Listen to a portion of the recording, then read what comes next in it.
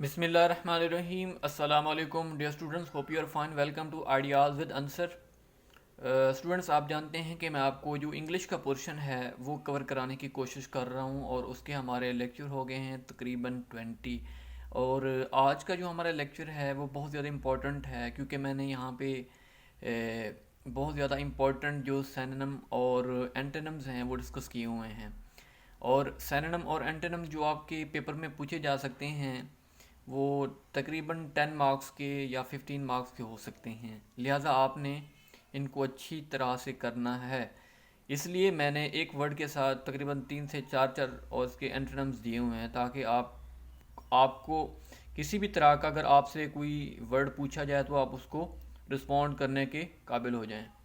अब देखो, मैंने यहाँ पे एक वर्ड लिखा हुआ है अटोपिया। अटोपिया, UTOPIA, अटोपिया। इसका जो लफ्ज़ी मतलब है, सबसे पहले तो इसके लफ्ज़ी मतलब आपको आना चाहिए। आपने उसको रट्टा लगाने की कोशिश नहीं करनी बल्कि उसका लफ्ज़ी मतलब याद करना है। वो है अटोपिया का मतलब होता है नाकाबिल अमल, इम्प्रैक्टिकेबल, इम्प्रैक्टिकल। अब देखो यहाँ पे मैंने लिखा हुआ है सिनोनिम इम्प्रैक्टिकल, जो नाकाबिल अमल हो, जैसे हेवन, हेवन निर्वाणा, ये इसके सिनोनिम है। और इसके जो एंटोनिम्स हैं वो है एंटी एटोपिया, डेस्टोपिया, हेल। अब देखो यहाँ पे हेवन था, यहाँ पे हेल है। इसके जो अगला वर्ड है वो है एक्सोनरेट। यहाँ पे ये नहीं है, यहाँ पे इसका जो मतलब है वो है एक्सोनरेट मीन्स कि ब्री होना, मीन्स कि क्रिमिनल जो है वो ब्री हो चुका है। सस्पेक्ट या criminal has been एक्सोनरेटेड। Exonerate means बरी होना, रिहा होना। एब्जॉल्व होना, एक्विट होना, क्लियर, विंडिकेट, ये सारे इसके सिनोनिम हैं। अगला जो इसका इसके जो एंटोनिम्स है वो है चार्ज, क्रिमिनेट, इनक्रिमिनेट, ये तीनों इसके एंटोनिम्स हैं। हमारा जो अगला वर्ड है वो है प्रॉस्पेरियस। प्रॉस्पेरस, खुशहाल। खुशहाल, इसका जो ये एडजेक्टिव है, ये वर्ब है और ये भी एडजेक्टिव है, ये भी आपको पता होना चाहिए। अच्छा, इसका जो सिनोनिम है वो है एस्पीशियस, फेवरेबल, सक्सेसफुल, ये तीनों इसके सिनोनिम्स हैं। इसके जो एंटोनिम है वो है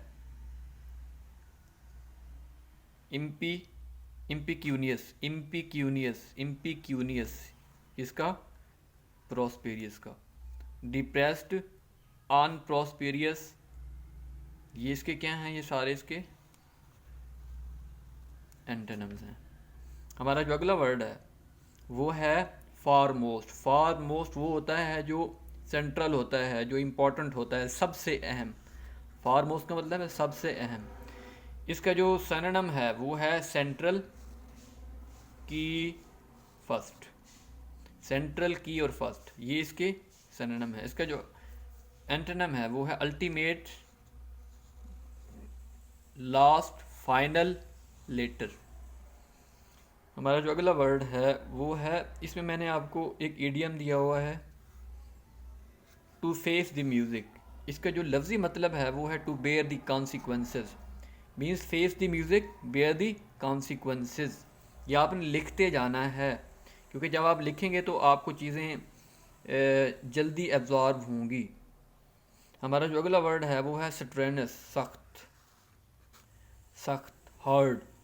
इसका जो सिनोनिम बनेगा वो क्या बनेगा, हार्ड, टायरिंग, डिलीजेंट। और इसका जो एंटोनिम बनेगा वो क्या बनेगा, सॉफ्ट। हमारा जो सातवां वर्ड है आज का वो है एम्बिगुअस, एम्बिगुअस, गैर वाज़े। Opaque, OPAQ, opaque, VAGUE, vague. और अन अनइक्विवोकल, अनइक्विवोकल, गैर वाज़े, सॉरी इक्विवोकल। ये तीनों चारों इसके क्या हैं, तीनों इसके इसके सिनोनिम हैं। इसके जो एंटोनिम है वो है plane, unequivocal, unequivocal, unambiguous, unambiguous, clear, वाजे, गैर वाजे, वाजे, क्लियर, unequivocal, plain, unambiguous। हमारा जो अगला वर्ड है वो है एनिहिलेट, एनिहिलेशन, एनिहिलेट वर्ब। ये क्या है? एडजेक्टिव है। ये भी क्या है? एडजेक्टिव है। एनिहिलेट मीन्स फनाह कर देना, तबाह कर देना। ये वर्ब है ग्रामेटिकल पॉइंट ऑफ व्यू से देखा जाए। ये आपको ग्रामेटिकल पॉइंट ऑफ व्यू से भी चीज़ों का पता होना चाहिए। एनिहिलेट वर्ब है, इसका मतलब है फनाह कर देना। एफेस, EFFAC, एफेस, डिस्ट्रॉय करना, डिस्ट्रक्शन, बम, ये इसके सिनोनिम्स हैं। इसके जो एंटोनिम है वो है बिल्ड, कंस्ट्रक्ट, सेटअप, रेज, ये इसके एंटोनिम्स हैं। हमारा जो अगला वर्ड है वो है डेट्रीमेंटल, नुकसानदा, detrimental, harmful, damaging, adverse, injurious, pernicious, pernicious. और इसके जो एंटोनिम है वो है benign, beneficial, safe, inoffensive, innocent, ये इसके एंटोनिम्स हैं। हमारा जो लास्ट वर्ड है आज का वो है डिलीट। मैंने आपको पहले बताया कि ये वो वर्ड्स हैं जो पीपीएससी के पेपर्स के अंदर रिपीट हो चुकी हैं। ये वो वर्ड्स हैं, लिहाजा आपने इनको इग्नोर नहीं करना, आपने इनको लिखते जाना है। मेरा 3 से 4 वर्ड्स, 5 वर्ड लिखने का जो मेन ऑब्जेक्टिव है वो यही है कि आप चीज़ों को कंसेप्ट के साथ तैयार करें। आप कोई भी वर्ड तैयार करें उसके आपको 3 से 4 या 5 सिनोनिम और एंटोनिम्स आने चाहिए। डिलीट, डिलीट का मतलब है रिमूव, कैंसल, एडिट और किल, ये इसके सिनोनिम्स हैं।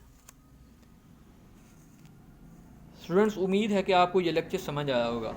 अगर आपको फिर भी कोई मसला पेश आ रहा हो, कोई इशू आ रहा हो, तो आप मुझे कमेंट सेक्शन में बता सकते हैं।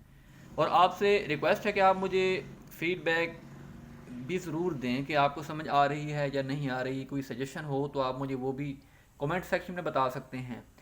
अगर आपको ये वीडियो अच्छी लगी हो तो आप इसको लाइक और इस पर कमेंट ज़रूर कीजिएगा। इंशाल्लाह नेक्स्ट लेक्चर में मिलते हैं, तब तक के लिए अल्लाह हाफिज़।